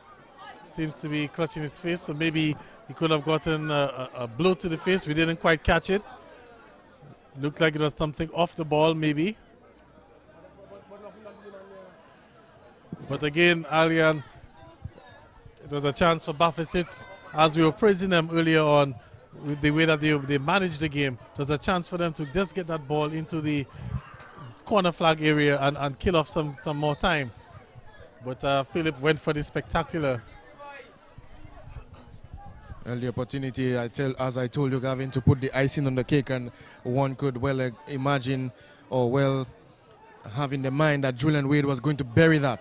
But indeed, Keegan Honoré, he tried to go around the keeper, but the keeper now getting a nice little touch to throw him off for a little bit. So yeah, it could have well been 2-0 at the end of this encounter here. And I'll continue to see a striker of the capabilities of Julian Wade should have done a lot better than that. That's maybe the only blemish on his game this afternoon, that final finish there. But he's done pretty well for the afternoon with his hold-up play. He's won a number of free kicks for the team. And, of course, he had that beautiful assist which gave Marcellus Bonney that goal, which has Buffett State in front. We're into stoppage time. We're just at the mercy now of the referee as to how much time he's going to allow. And Eli Jatulo kicking that ball into touch. And Anthony Frederick, the captain, not happy with that decision.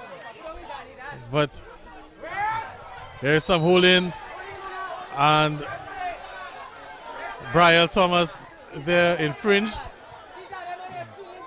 and Brian Thomas will also get a yellow card for that elbow. But that begs the question, Alian, if Brian Thomas is being booked, or was he booked after the whistle had blown for? So shouldn't then the possession be for Buffett State? Well, I believe the first whistle, Gavin, was for the foul on the Dublanc player, but we saw the elbow coming in after the referee was blown. So I believe that's what he got the yellow card for. And they're still seeing some miscommunication, some coming together there between the players. Savio Ansem, Christon Bernard, Anthony Frederick, Elijah Toulon, and the referee there in the middle trying to sort it out. But there seems to be a little bit of discrepancy as to where the ball should be spotted, but the referee says this is where the ball is going to be spotted, and it will be Savio Ansem over it. Could this be the last chance for Dublanc? Savio Ansem. A number of players in the box for Dublanc. Here comes the delivery. Lofted box there. Delivery there. Up go the heads. We're just seeing bodies jumping for the ball because we're into the sunlight. We can't make out exactly who, but the ball's gone for a throw-in. Dying stages here from the looks of it. With 4 minutes into stoppage time. How much time is Gabriel Caesar going to allow this afternoon? 4 minutes into stoppage time as here comes another ball onto the field. Last chance for Dublanc FC. Well, Gavin, it's only a matter of time until the referee blows his whistle. I believe we're well into the 95th minute at the moment, so any moment from now. That ball coming in, this one could be trouble. It's a missed opportunity there for Brian Thomas. Yes, and that there was a chance for that equalizer, and the ball going just wide. And Owen Oscar definitely will be taking his time to bring that ball back into play. The free kick taken, or the goal kick taken.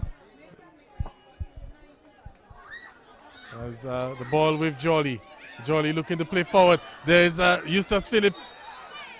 But there's also a foul. The referee's called back play.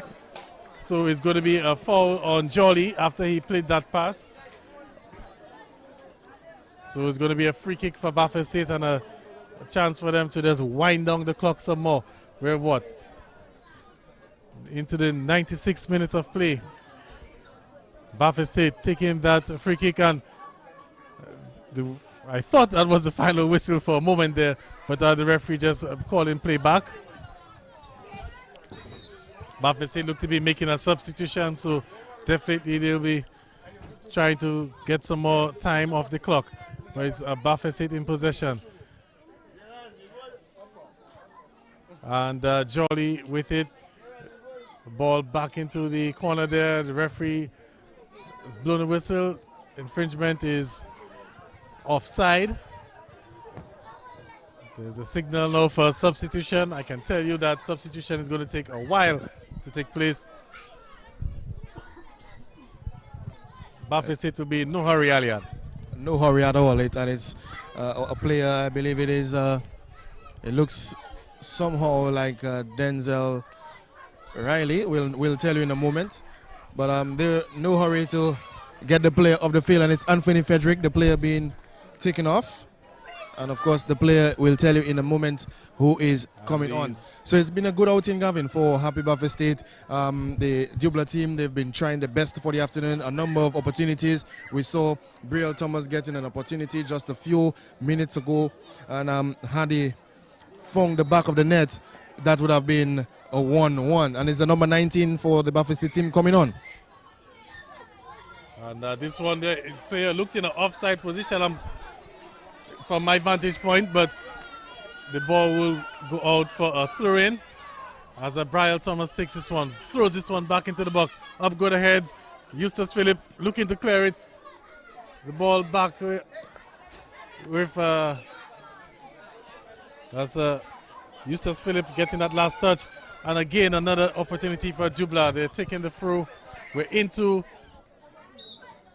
the final whistle. There it is. And we're going to have a new champion in the DFA's Nations Cup as the cup holders, the title holders, Central Cooperative Credit Union Dublanc FC. They've gone down to Happy Bathurst State 1-0. That goal coming from Marcellus Bonney in the dying stages of the first half. And that's the goal that separates the two teams. Happy Bathurst State 1, Central Cooperative Credit Union Dublanc FC 0, Alian. Yeah. Bathurst State into the only goal coming from Marcellus Bonney. Some great work from Julian Wade in the first half, late into the first half, splitting the twin tower defense. Euclid Bertrand and Erskine Williams open, finding Marcellus Bonney, and Bonney, no doubt. Slotting that one home. Of course, see the celebrations down on the field. The Baptist into the finals of the DFA Nations Cup. I believe, Gavin, they deserved it. Yeah, I believe they deserve it as well. They dominated the midfield and they took their chances when they got it. So that's going to be it here from the Stock Farm playing field. We'll be back on air next Saturday with the finals of the Nations Cup. It's going to be Happy Baffa State and Surgical Southeast. On behalf of the entire production team, I'm Gavin Richards signing off here from the Stock Farm playing field.